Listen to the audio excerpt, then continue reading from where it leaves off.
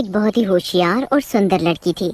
माया का अपनी बीमार माँ के सिवाय इस दुनिया में कोई और नहीं था। माया की माँ को कैंसर था, इसीलिए माया बच्चों को ट्यूशन पढ़ाकर घर का खर्च चलाती थी। वो अपनी बीमार माँ के लिए दवाई गोली का इंतजाम किया करती थी। एक रोज माया मंदिर में भगवान से बोलती है, भगवान जी, आप तो जानते ही हो कि मेरी माँ को कैंसर है, इसीलिए उनका ऑपरेशन करना बहुत जरूरी है और ट्यूशन के पैसे से तो बस घर का खर्च ही चल पाता है। भगवान जी प्लीज कुछ कीजिए ना कि मेरी किसी बड़े अच्छे से स्कूल में टीचर की नौकरी लग जाए।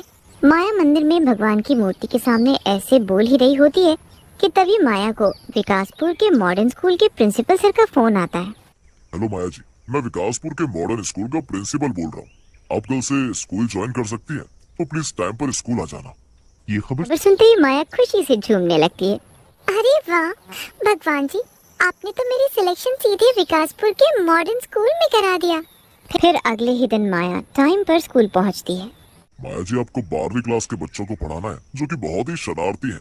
छोटे बच्चों को तो शरारत करने पर डांट कर चुप कराया जा सकता है, पर बड़े बच्चों को डांट कर चुप करना बहुत ही मुश्किल काम है। सर आप चिंता मत कीजिए, मैं सब संभाल लूंगी। ऐसा बोलकर माया 12वीं क्लास में जाती है और देखती है कि सभी बच्चे आपस में बातें कर रहे हैं। गुड मॉर्निंग स्टूडेंट, मैं आपकी न्यू टीचर माया हूँ और अब से मैं ही आपको पढ़ाऊंगी। स्टूडेंट विक्रम अपने दोस्त जीवेश से बोलता है, यार ये लड़की हमारी टीचर है। अरे मुझे तो ये टीचर कम स्टूडेंट ज्यादा लग रही है। कुछ भी कहो, टीचर जी है बड़ी खूबसूरत। ऐसे बोलकर दोनों जोर जोर से हंसने लगते हैं। तुम दोनों आपस में क्या बातें कर रहे हो जो तुम्हें इतनी हंसी आ रही है? टीचर जी, आपको हमारी बातों पर दिलचस्पी दिखाने की जरूरत नहीं है, बल्कि आपको तो हमें बढ़ाने में दिलचस्पी दिखानी चाहिए। जीवेश की बात सुनकर क्लास के सभी बच्चे जोर जोर से हंसने लगते हैं। माया को ये देखकर बहुत गुस्सा आता है। माया अपने मन में बोलती है, अभी इन बच्चों पर गुस्सा करना ठीक नहीं होगा। ऐसा बोलकर माया बच्चों को पढ़ाना शुरू कर देती है कि तभी वे देखती है कि जीवेश का ध्यान पढ़ाई पर नहीं है। ये देखकर माया को बहुत गुस्सा आता है और उससे बोलती है, जीवेश, क्या तुम्हें पता नहीं कि स्कूल में स्टूडेंट को फोन लाना अलाउड नहीं है? तुम स्कूल में पढ़ने आते हो या फिर गेम खेलने? अब ये फोन तो तुम्हें नहीं मिलने वाला। आप इस स्कूल में अभी नई नई आई हो ना, इसलिए मुझे नहीं जानती हो कि मैं जीवेश मल्होत्रा, रविंद्र मल्होत्रा का बेटा हूँ। मेरे डैड इस शहर के बहुत बड़े और नामी बिजनेसमैन है। अगर उन्हें पता चला कि आपने मेरा यानी कि जीवेश मल्होत्रा का फोन छीना है, तो आप गई काम से। तुम किसी के भी बेटे हो, ये फोन तो तुम्हें अब नहीं मिलेगा। यार मैडम जी बहुत सुंदर है, तो रौब तो दिखाएंगे ही, और अभी तो शांत रहे, इस माया को बाद में मजा चखाएंगे। अगले दिन माया स्कूल जाती है और अपनी क्लास में जाकर देखती है कि सभी बच्चे बहुत शोर मचा रहे हैं। 12वीं क्लास, ये कितना शोर मचा रखा है तुम लोगों ने। और जीवेश, तुम्हारे पास ये फोन कहाँ से आया? टीचर जी, आपको क्या लगा आप मुझसे मेरा फोन छीन लोगे तो मैं स्कूल में फोन नहीं ला पाऊंगा? आपने मुझसे मेरा एक फोन छीना, तो देखो मैं आज दूसरा फोन ले आया। वैसे मैम आज आप एकदम मस्त लग रही हो, जरा मेरे साथ मेरे न्यू फोन में सेल्फी तो खिंचवा लो। यार विक्रम, तू भी आजा, हम साथ में सेल्फी खिंचवाते हैं। ऐसे बोलकर जीवेश और विक्रम माया के पास जाकर खड़े हो जाते हैं और जीवेश मैम के साथ जबरदस्ती सेल्फी लेने लगता है। ये देखकर माया को बहुत गुस्सा आता है और वो गुस्से में जीवेश और विक्रम को गाल पर एक जोरदार थप्पड़ मार देती है। ये देखकर क्लास के सभी बच्चे जीवेश और विक्रम पर जोर जोर से हंसने लगते हैं। माया जीवेश से उसका फोन लेकर प्रिंसिपल सर को दे आती है। मैम, आपने मुझे थप्पड़ मारकर अच्छा नहीं किया, अब देखना मैं आपका क्या हाल करता हूँ। जीवेश, मैम को अभी कुछ भी कहना ठीक नहीं होगा, इससे तो हम बाद में सबक सिखाएंगे। कुछ ही देर में स्कूल की छुट्टी हो जाती है। सभी बच्चे और टीचर स्कूल से घर जाने के लिए निकल जाते हैं।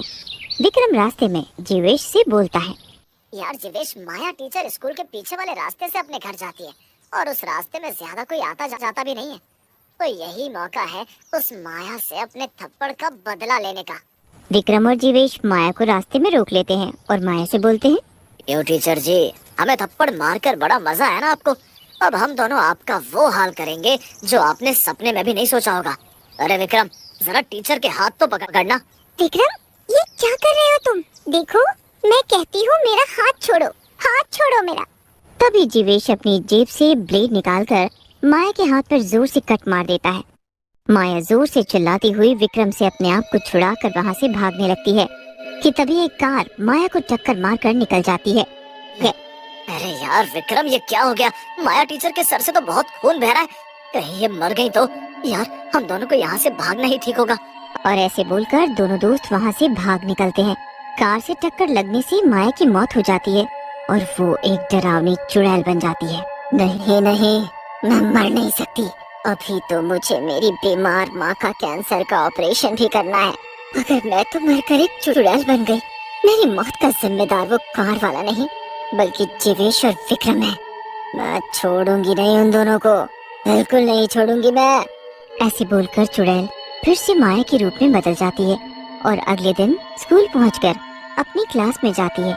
माया को सही सलामत देखकर विक्रम और जीवेश के होश उड़ जाते हैं। यार जीवेश, ये माया टीचर तो बिल्कुल ठीक है। कार से टक्कर लगने के बाद भी इन्हें कुछ नहीं हुआ। माया बुक लेकर बच्चों को पढ़ाना शुरू करती है कि तभी जीवेश अपना नया फोन निकालता है। माया विक्रम और जीवेश को देख लेती है और दोनों के पास जाकर उनसे उनका फोन छीनकर डस्टबिन में फेंक देती है और वे एक चुड़ैल के रूप में बदल जाती है। माया टीचर को चुड़ैल के रूप में देखकर क्लास के सभी स्टूडेंट थर-थर कांपने लगते हैं। बहुत मजाक बनाया है तुम बच्चों ने मेरा, और बहुत शोर मचाते हो ना तुम सभी, तो अब शोर मचा कर दिखाओ। अरे क्या हुआ? शोर मचाओ ना शोर। चुड़ैल जोर से हंसते हुए बोलती है। क्या हुआ? आज पूरी क्लास एकदम शांत है। सबको शांत होना भी चाहिए क्योंकि मैं माया टीचर नहीं बल्कि मैं माया चुड़ैल हूँ और अब सबसे पहले सजा विक्रम और जीवेश को मिलेगी। अरे ये क्या? जीवेश और विक्रम, तुम दोनों दोस्त अभी तक मुर्गा नहीं बने। चुड़ैल जी, हमें माफ कर दो। हमने तो कुछ ऐसा नहीं किया है जो आप हमें इतना डरा रही हो।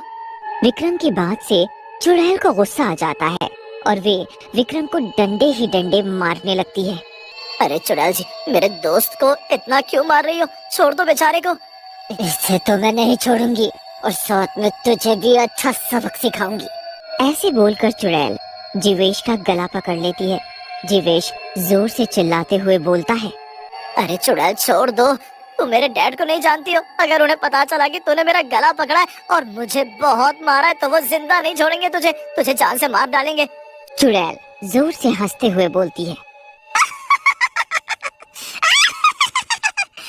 तुम दोनों ने मुझे जिंदा छोड़ा ही कहा है, तुम मुझे मार डालोगे, मगर अब मैं तुम दोनों को नहीं छोड़ूंगी। तुम दोनों को जान से मार डालूंगी। जीवेश का शोर सुनकर प्रिंसिपल सर वहाँ आ जाते हैं और चुड़ैल को देखकर उनके होश उड़ जाते हैं। हे भगवान, ये क्लास में चुड़ैल कहाँ से आ गई? अरे बच्चों, आपकी माया टीचर कहाँ है और ये चुड़ैल क्लास में कहाँ से आ गई? क्लास का बच्चा रोहन प्रिंसिपल सर से बोलता है। प्रिंसिपल सर, ये चुड़ैल ही माया टीचर है। माया, तुम एक चुड़ैल हो और तुमने जीवेश का गला क्यों पकड़ा हुआ है? अरे छोड़ दो इस बेचारे को, नहीं तो ये मर जाएगा। नहीं छोड़ूंगी, इस विक्रम और जीवेश को जान से मार डालूंगी। इन्हीं की वजह से मैं एक चुड़ैल बनी हूँ। फिर चुड़ैल प्रिंसिपल सर को सारी बात बताती है। ये क्या किया तुम दोनों ने? तुम्हारी वजह से माया मैम की मौत हो गई। अरे तुम दोनों को पता भी है कि माया मैम के सर पर उनकी बीमार माँ की कितनी बड़ी जिम्मेदारी थी। उन्हें अपनी माँ के कैंसर का ऑपरेशन भी कराना था। अब बेचारी माँ का क्या होगा? हमें माफ कर दो टीचर जी, हमें इस बात का जरा भी अंदाजा नहीं था। हमें माफ कर दो। नहीं, मैं तुम दोनों को नहीं छोड़ने वाली। तुम्हारी वजह से मैं अपनी माँ से दूर हो गई। मेरे सिवा उनका कोई नहीं है। अब उनका कैंसर का इलाज कैसे होगा? कौन उनका ख्याल रखेगा? पता मुझे। जीवेश और विक्रम को अपने किए पर बहुत पछतावा होता है और वो दोनों चुड़ैल से हाथ जोड़कर माफी मांगते हैं। चुड़ैल जी, मैं आपसे वादा करता हूँ कि मैं आपकी माँ का कैंसर का ऑपरेशन कराऊंगा और उनकी पूरी देखभाल भी करूंगा। आप मुझे एक मौका तो दो। जीवेश की बात सुनकर चुड़ैल जीवेश को छोड़ देती है और जीवेश अपनी बात के कहे अनुसार माया की माँ का ऑपरेशन करता है और उनका पूरा ध्यान भी रखता है।